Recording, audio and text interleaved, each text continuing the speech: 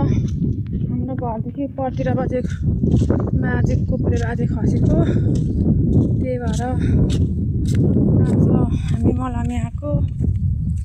हेर्नुहोस् है, थुप्रो हुनुहुन्छ पछाडि पनि मलामी हिँडेको।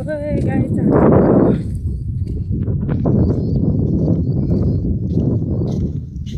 मलामी आउँदा पनि 1 घन्टै लाग्यो ठ्याक्कै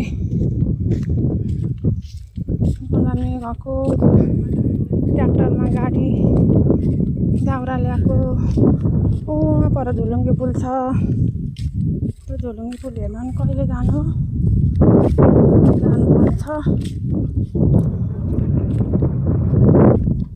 खोला नि यत्रो ठुलो छ, झोलुङ्गे पुल पनि ठुलो।